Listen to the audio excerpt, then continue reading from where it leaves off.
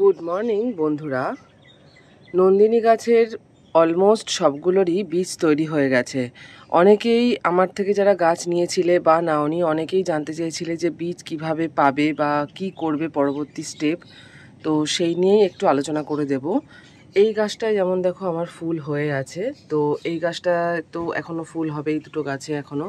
এবার এই গাছটা আমি দেখাই, দেখো এই হচ্ছে নন্দিনীর সিড পট, ফুল হয়েছে, শুকিয়ে গেছে। ঠিক আছে, এই সব কটা গাছেই দেখো ফুল হয়ে শুকিয়ে গেছে। এবার এই যে সবুজ মতো অংশটা, এইটা হচ্ছে নন্দিনীর সিড পড। এইগুলো সব হচ্ছে সিড পড।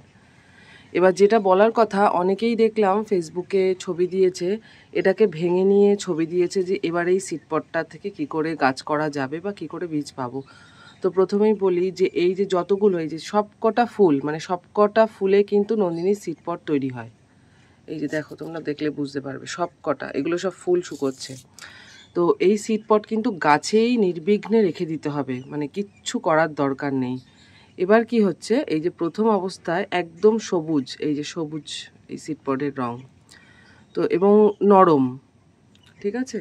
এবং এই যে এই ফুলটা দেখলে বোঝা যাবে, এই যে ফুলের ভেতরের যে অংশটা, সেটাই কিন্তু সিড পট তৈরি হয়। তো এই নরম অংশটায় কিন্তু এখন কেউ কিচ্ছু করবে না, গাছে রেখে দেবে।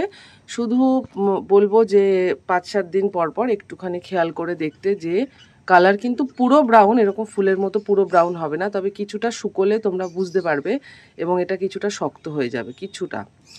এবং এই এক একটা সিড পডের মধ্যে যে মানে গুণে শেষ করা যাবে না, এত বীজ তোমরা পাবে। সুতরাং এই গাছ থেকে যদি তোমরা একটা সিড পডও বাঁচিয়ে রাখতে পারো, নিজেদের জন্য গাছ গুনে তোমরা শেষ করতে পারবে না, এর মধ্যে এত বীজ থাকে।